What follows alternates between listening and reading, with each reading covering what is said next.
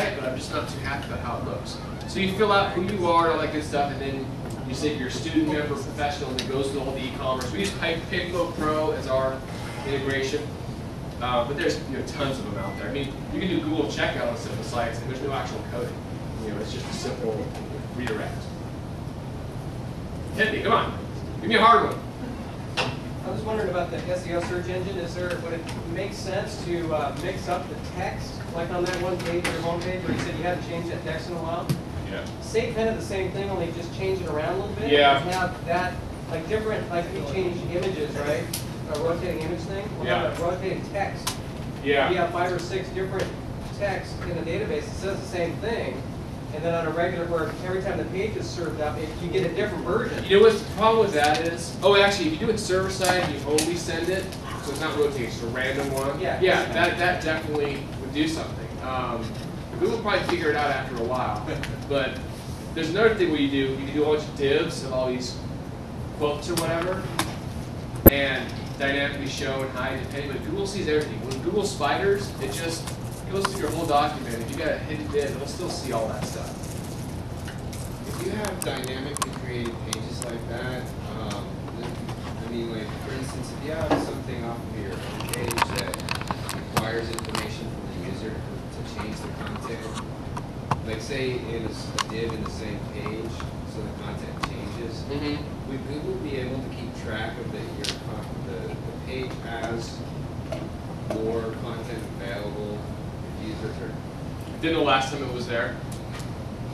I mean, Google goes, like for a good site, it'll index you every couple days. And it goes through and looks at all your HTML, ignores JavaScript, just looks at your image names, your folder names, just goes through and just caches on their local site. That's why Google's so fast. I mean, they have tons of just old school computers that are all link farmed together and just have nothing but your sites cached on there. I mean, you can even see it on a Google search. It goes to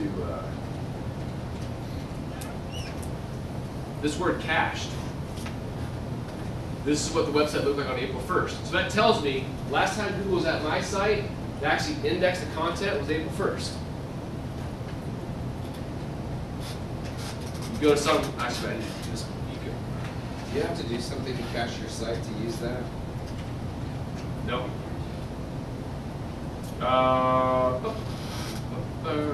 So let's look at the cache to my wife's site. Come on. March 29th. Now look, that's a different site. That's the old site. But that's what Google says it was on March 29th. Totally different site. This is all different. So sometimes, most times when you change a site, like a whole website, or even just change content, it might take people a month to actually notice you have new content, unless you update it all the time. Then it'll come to you every day. This is totally the old site. Ah. So when it's doing the searching like that, is it looking just at your front page and looking for changes there, or is it looking through the site? It's a spider. It's just like a web. If you have any link to anything on your content, it goes to that page as well. So if you have like a scheduled page or something like that that changes on a regular basis, you'd have to have a link to it on your pages. Yeah. That's why it's always nice to have a top menu and a side menu, and you also have it in the footer. The more links you have internally and externally, I mean, it really is a spider. It goes out everywhere. If you have any link, it just goes and it comes back, so it's good to always have a footer. I think we have a footer on this site. But yeah, we just did. It was just this weekend we put it up. And it's super simple. And it's all WordPress. Look at that. See? Doesn't match up all the way. So I gotta call somebody to have them fix that. No, I'm certainly not doing it. We can get you an intern for that. Well, my wife got pissed. She's like, I need a new website. I'm like, sweet. She's like, just do it. I'm like, no. I'll manage it and I'll find the people, and hell, I'll even pay for them to do it if you stop bugging me about it. So they got like $300 for this design. This design and HTML, $300. Just really low it.